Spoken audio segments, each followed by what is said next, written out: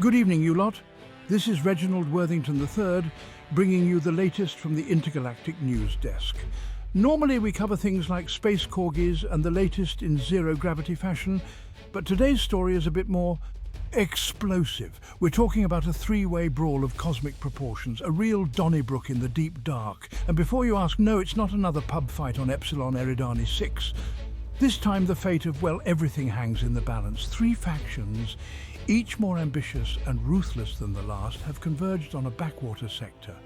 You've got the Borg, those efficiency-obsessed cyborgs with a penchant for assimilation. Sounds nasty, right?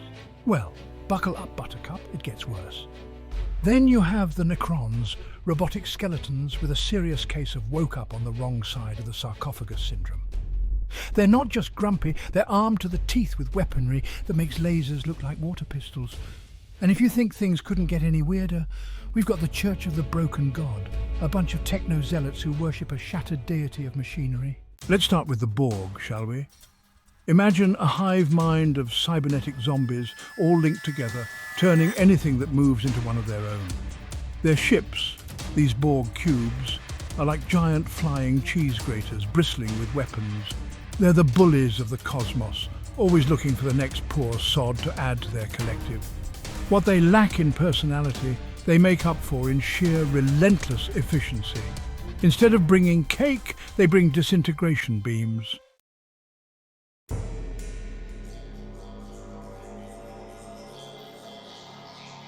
Next up, we have the Necrons. These chaps make the Borg look like a bunch of cuddly teddy bears. Imagine a civilization of ancient, technologically advanced beings who cheated death by transferring their consciousnesses into robotic bodies. Sounds like a good plan, right? Well, it would have been if they hadn't woken up millions of years later with a serious case of existential dread and a bad attitude. They've got these massive, tomb-like ships that look like they were designed by a goth teenager who just discovered pyramid schemes. And their weapons? Let's just say they make the Borg's toys look like water pistols.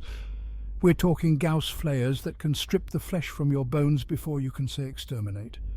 The Necrons are driven by a thirst for galactic domination, but they're also haunted by the memory of what they once were. Imagine waking up after a nap that lasted millions of years, only to find out that your species is extinct and your empire is in ruins. You'd be a bit miffed, wouldn't you? They're like that grumpy old neighbour who yells at the clouds and waters their lawn with vinegar, except on a cosmic scale.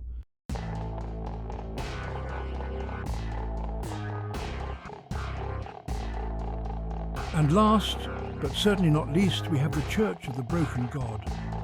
These lot are a right laugh, they are. They believe that technology is the key to salvation, and they worship a shattered deity of machinery known as the Broken God. They're like a cross between a religious cult and a junkyard, with a dash of Frankenstein thrown in for good measure. Their forces are a hodgepodge of cybernetic organisms, repurposed technology, and frankly terrifying flesh and metal hybrids. They've got everything from robot dogs to cyborg spiders to sentient toasters. It's like someone emptied out a bin of spare parts and shouted, "Live! Live, my pretties!" The Church's motivations are a bit more complicated than the Borg's desire for assimilation or the Necrons' hunger for conquest. They believe that by rebuilding their broken god, they can reshape the universe in his image. What that image actually is, nobody really knows. Probably best not to ask, huh? So there you have it.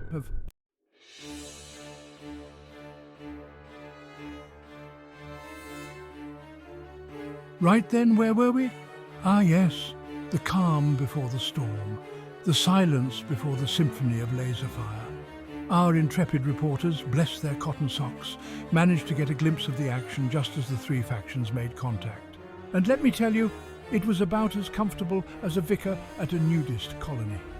The Borg, in their infinite wisdom, had decided that the best course of action was to send a single cube into the contested system, like a bloke ordering a pint in a biker bar. Now you might think that's a bit daft, sending one ship against two entire civilizations, but then you've never met the Borg. Meanwhile, the Necrons, never ones to miss an opportunity for a good dust-up, had roused themselves from their metal naps and dispatched a fleet of those pyramid-shaped ships of theirs. It was like watching a swarm of angry wasps emerge from a giant skeletal beehive. And as for the Church of the Broken God, well, they went full-on biblical plague on everyone's arses. Hundreds, no, thousands of ships, ranging from cobbled-together rust buckets to sleek chrome nightmares, poured into the system.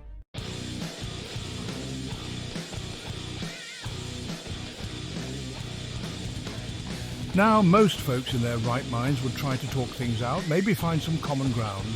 But the Borg, bless their metallic hearts, don't do talking. The moment their cube arrived, it launched a volley of energy beams at the closest Necron ship. The Necrons, predictably, didn't take too kindly to being shot at. They retaliated with a barrage of Gauss fire that would make a Death Star blush. Suddenly, the peaceful void was transformed into a cosmic light show, all flashing lights and explosions. The Church of the Broken God, not wanting to be left out of the party, joined the fray with their usual brand of chaotic fervour. They unleashed a wave of scrap metal drones and cybernetic horrors, all screaming praises to their broken deity. It was absolute chaos, a swirling maelstrom of energy beams, Gauss fire and religious fanatics. Imagine a pub brawl on a Saturday night, except instead of fists and beer bottles, they were using weapons capable of cracking planets.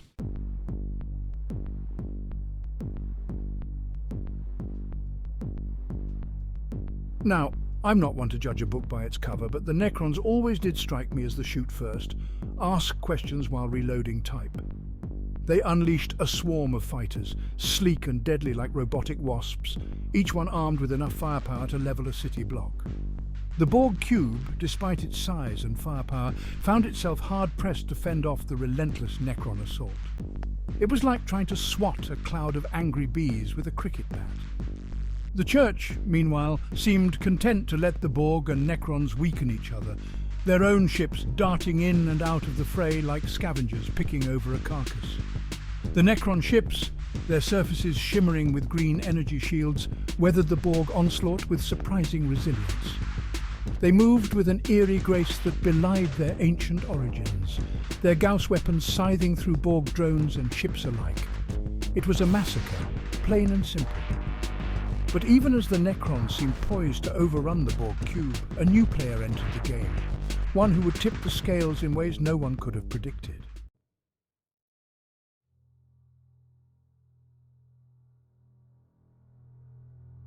Deus Ex Machina joins the fray. The Church seeks divine intervention and scrap metal. The Church had a few tricks up their ragged sleeves. A colossal figure emerged, a being of twisted metal and pulsing energy. It was a patchwork god, a Frankenstein's monster of biblical proportions, and he was not best pleased. With a roar, the broken god waded into the battle, crushing Necron fighters. The Borg attempted to assimilate the broken god. Big mistake. Their nanoprobes were met with a wave of pure energy, frying their systems. The Necrons fared little better.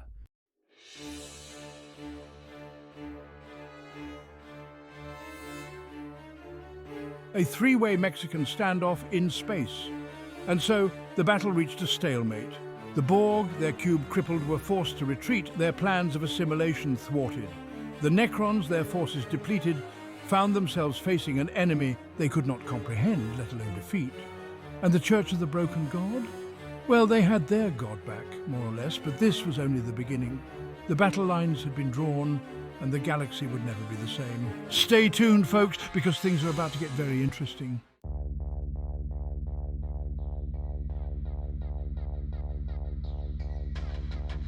Skirmishes of the damned close encounters of the deadly kind. Right then, you lot, let's dive back into the thick of it, shall we? While the big boys were duking it out, smaller skirmishes were erupting all over the system.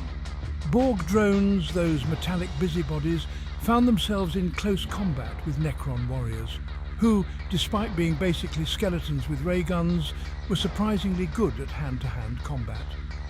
Imagine a load of grumpy old geezers who just woke up from a nap that lasted a couple million years, only to find their lawn furniture covered in space slugs. That's the Necrons. And the Borg drones? Well, they were the space slugs. Meanwhile, the Church of the Broken God's forces were wreaking havoc with their usual brand of chaotic energy. They swarmed over everything like a plague of locusts, their robotic limbs flailing, their weapons firing in every direction. It was a right mess, a cosmic free-for-all with enough laser fire and explosions to make a fireworks display look like a damp squib. And the best part? We've got exclusive footage beamed directly from our brave and slightly singed reporters on the front lines.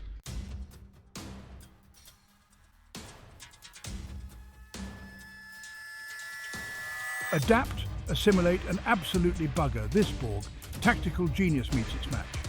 Now, the Borg are known for their ability to adapt, right? They encounter a new weapon, they analyze it, they incorporate it into their own arsenal. But the Necron tech, well, it's a bit different.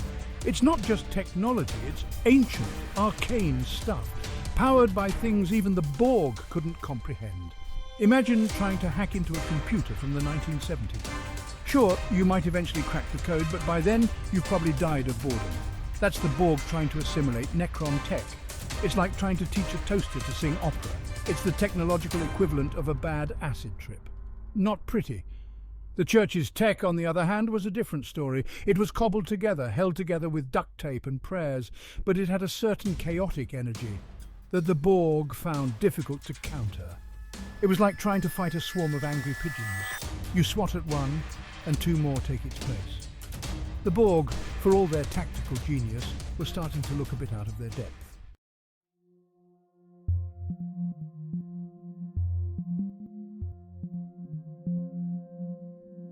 Necron.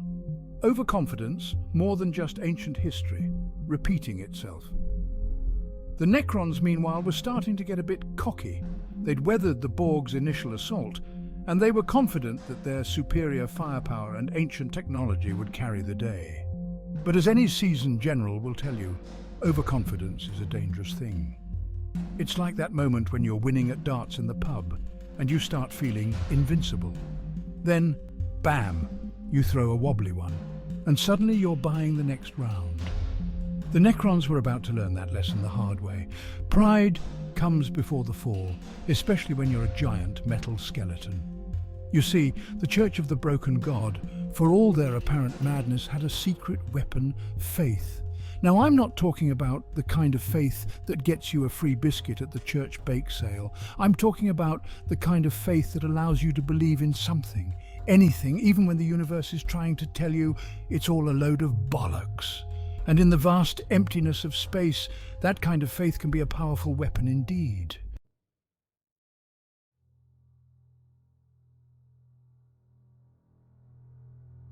Divine intervention or design flaw. The Church learns that gods have bugs too. The broken god, that colossal being of scrap metal and divine energy, was proving to be a bit of a handful even for the Church. It seems that even gods aren't immune to the occasional design flaw. One minute it would be crushing Necron ships with its bare hands, and the next it would be glitching out and trying to eat its own foot. Imagine trying to drive a car that's possessed by the ghost of a mechanic who's had a few too many pints. That's the broken god, a powerful engine of destruction with a few loose wires in the ignition. Looks like someone forgot to read the instruction manual before assembling a deity. The Borg, ever opportunistic, saw a chance to exploit the broken god's instability. They launched a series of probes, hoping to analyze and exploit the god's weaknesses. The Necrons, meanwhile, adopted a more cautious approach, keeping their distance and bombarding the broken god with long-range fire. The Church, caught between their own unpredictable deity and two relentless enemies, found themselves in a predicament. It was like trying to herd cats in a hurricane.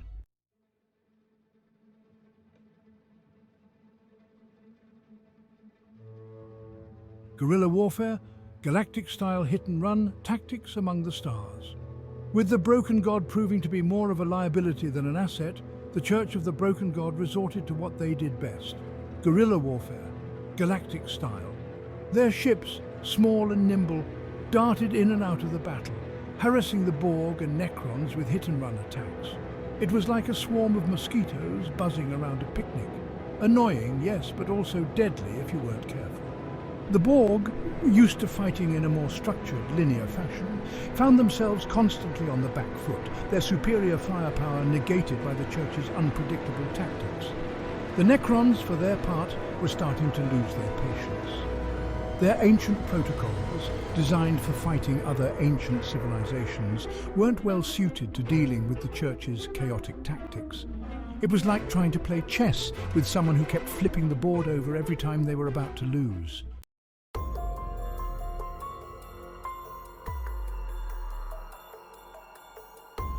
To the victor go the spoils, and the headaches a temporary truce. As the battle raged on, a strange thing happened. None of the three factions were winning. The Borg were bogged down, the Necrons were frustrated, and the Church was, well, the Church. It was a stalemate, a cosmic Mexican standoff with enough firepower to crack a planet. And then, as if by some unspoken agreement, the fighting stopped. The Borg retreated, their cube battered and their plans in tatters. The Necrons withdrew to lick their wounds and ponder the mysteries of this new enemy, and the Church of the Broken God. Well, they claimed victory, of course, even though their god was still glitching out and trying to eat its own elbow. But this was only a temporary truce. The battle lines had been drawn, and the galaxy would never be the same. Stay tuned, folks, because the next chapter in this cosmic saga is about to begin.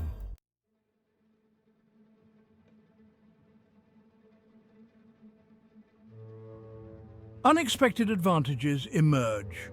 You might think a Borg cube would have the upper hand in any fight, and you'd be right most of the time. But this wasn't most of the time. The Church likes to improvise. The Borg weren't prepared for their enemy's sheer bloody-mindedness. The Necrons expected orderly fights, not chaos. The Church thrived in chaos. The more chaotic the battle, the more advantages they gained. It was enough to make your head spin.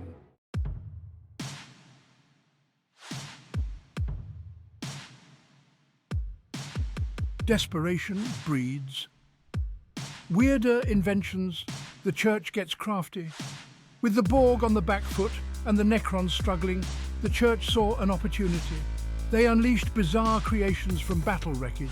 Imagine a toaster oven tank powered by a hamster wheel. That's the kind of stuff they churned out. Even a giant robot spider with laser eyes. I just report the news, not invented.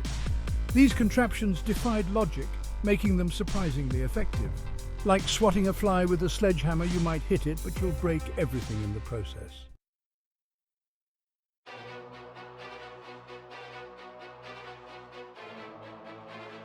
Necron reboot, when ancient code meets modern problems. The Necrons, meanwhile, were starting to realize that their ancient protocols weren't quite up to the task of dealing with the Borg and the Church. Imagine waking up after a 2-million-year nap only to find out that your smartphone is obsolete and everyone's using something called TikTok. That's the Necrons, facing down enemies who were as baffling as they were dangerous. But the Necrons, despite their age and their grumpy dispositions, weren't stupid. They realized they needed to adapt, to evolve, or risk becoming nothing more than space dust.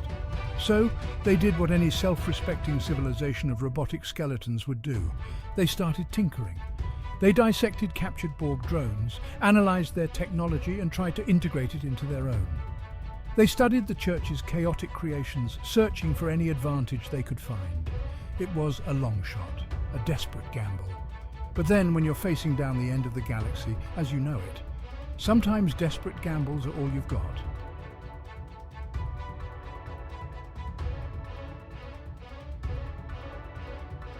The collective unraveling Borg efficiency encounters divine chaos. The Borg, once the undisputed masters of assimilation, were starting to show signs of strain. Their encounter with the broken god had shaken their collective consciousness, introducing an element of chaos that their rigid, ordered minds couldn't comprehend. Imagine a well-oiled machine running smoothly for centuries, suddenly encountering a rogue cog made of pure, unadulterated madness. That's the Borg trying to assimilate the broken god.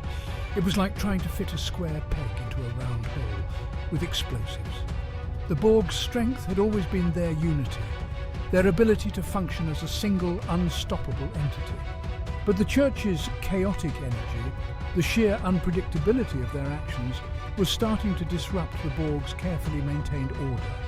It was like a virus, spreading through the collective, introducing doubt, uncertainty, and maybe even a touch of fear. And for the Borg, fear was the most dangerous enemy of all.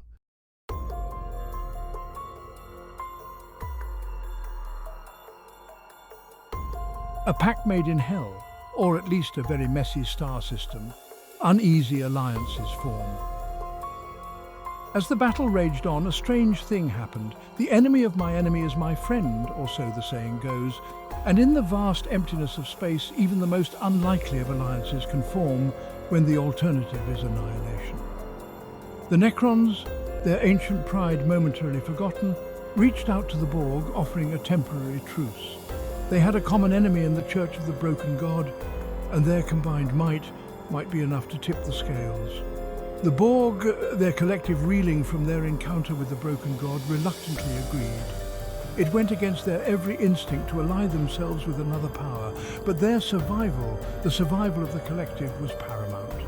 And so, an uneasy alliance was formed, a pact made in the heart of a cosmic maelstrom.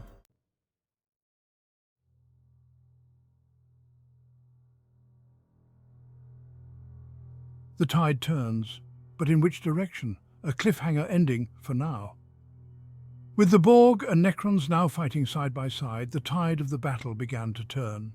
The Church of the Broken God, despite their chaotic energy and unpredictable tactics, found themselves outmatched, their forces slowly being whittled away.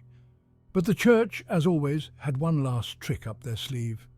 They unleashed the full power of the Broken God, its colossal form crackling with energy, its metal limbs flailing, its voice a deafening roar of static and fury. The galaxy held its breath.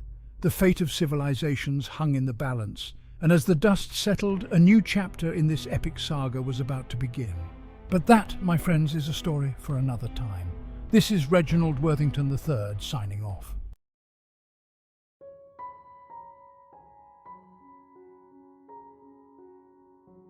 In the ashes of war. Picking up the pieces after a cosmic catfight. Well, folks, it seems the dust has settled, or at least stopped exploding for the moment. The battle that raged across the cosmos has finally come to an end. The silence, once shattered by laser fire and the screams of dying stars, is almost deafening. Our intrepid reporters, God bless their souls and replace their spacesuits, have managed to send back some preliminary reports from the front lines. It ain't pretty, folks. It looks like a scrap metal dealer's worst nightmare out there. The Borg, once a force that inspired terror across the galaxy, seem to have taken a right proper beating. Their cube, once a symbol of their unyielding might, is now a floating testament to the fact that even the mightiest can fall. The Necrons, those grumpy gits, have retreated back to their tombs, no doubt muttering about the indignity of it all. They're used to fighting wars that last millennia, not this fast-paced, chaotic nonsense. And the Church of the Broken God, well, let's just say their version of victory is a bit unconventional.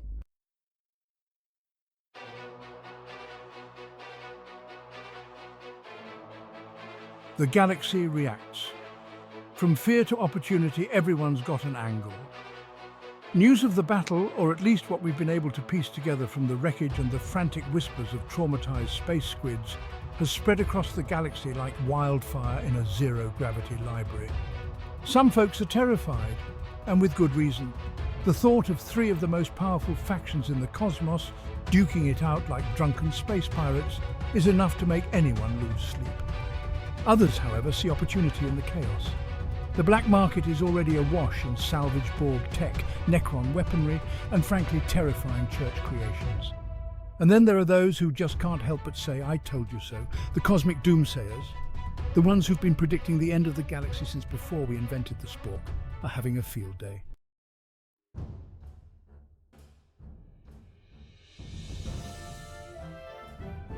The future, hazy but full of potential explosions, a Worthington wrap-up. So, where do we go from here? Frankly, my dears, your guess is as good as mine. But if there's one thing I've learned in my years of covering intergalactic shenanigans, it's this. The galaxy is a lot like a well-shaken bottle of space ale. You never know what's going to come bubbling out next. Will the Borg recover from their losses and rebuild their collective? Will the Necrons find a way to adapt to the chaos of modern warfare? Will the Church of the Broken God finally get around to fixing their God? Or will they just keep adding more duct tape and hope for the best? Only time will tell, my friends. Until then, stay tuned, stay safe, and for heaven's sake, if you see a robot spider with laser eyes, don't try to pet it. This is Reginald Worthington III signing